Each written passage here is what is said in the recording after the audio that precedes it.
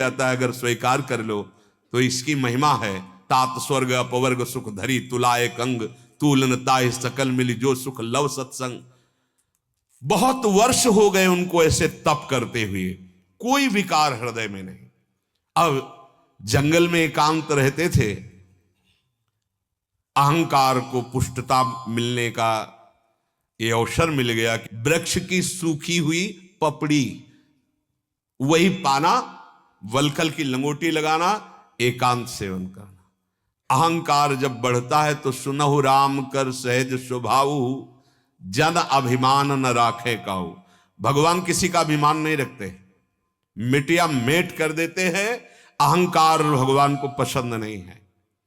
अब वो अहंकार बढ़ने लगा, जहां अहंकार बढ़ा तहां विकार बढ़ना शुरू हो जाते हैं। तो एक दिन कामदेव प्रकट हुए साधारण वेश में और कहा, महाराज आप ऐसा न समझे कि सब विकारों पर विजय प्राप्त कर ली। चिंगारी अगर दबी रह जाए तो ऐसा न समझो कि आग नहीं है। अगर फूस मिल जाए और हवा बन जाए तो ज्वाला की आपको वृत्ति का दर्शन हो जाएगा।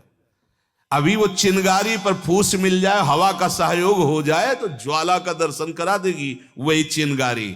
तो जब तक भगवत साक्षात्कार नहीं होता तब तक चिंगारी रहती है। और अगर फूस मिल जाए ना, देवर्षि नारद जी ने कहा पहले तरंग की तरह होता है, फिर समुद्र की तरह छा जाता है विकार। तो उन्होंने कहा अरे जाओ क्या बात करते हो, मुस्कुराए और कहा सावधान रहना, और चले गए। वो ये नहीं जान पाए कि साक्षात कामदेव था।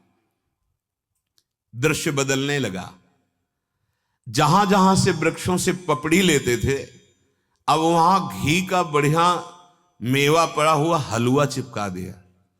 वो देखा कि मेरे तप के भय से ये वृक्ष पपड़ी की जगह कुछ खाद्य पदार्थ प्रकट कर रहे हैं।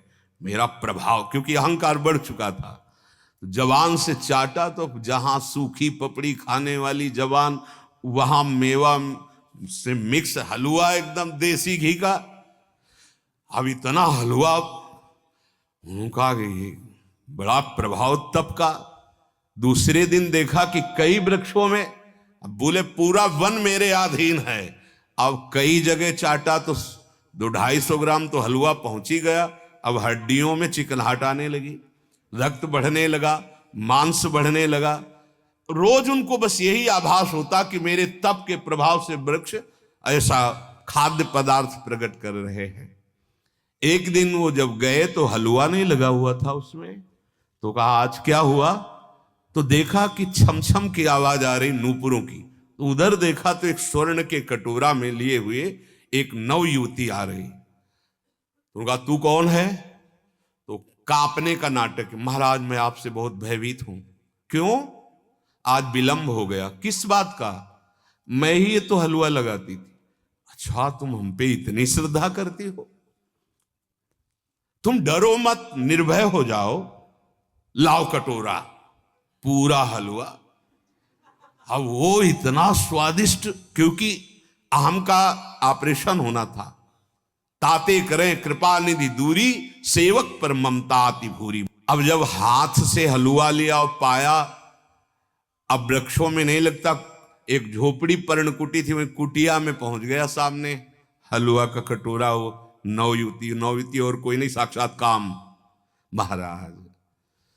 अरे थोड़ा बैठो, तो कहां से आती हो तुम, बड़ी श्रद्धा हम पे रखती हो, रोज देख रहे हैं इस जंगल। महाराज जब से आपका तप प्रभाव हमने सुना, यहाँ के सब ऋषि महात्मा, तब से मैं न्यौछावर हो गई हूं आपको। आपकी चरण दासी हूं, बस आज्ञा के लिए मैं इंतजार कर रही हूं, कभी सेवा का अवसर। इतना समर्पित हो तुम। हां, कोई परिवार में बस एक बूढ़ी मां है। महाराज नहीं, ब्याह नहीं हुआ। अच्छा तो अगर हम चाहें तो, बस महाराज मैं समझ गई, मैं तो आपकी दासी हूं, आप चाहो भर, मैं तो सेवा में ही हूं। अब उनके हृदय में प्रसन्नता तपस्या फलीभूत हो गई।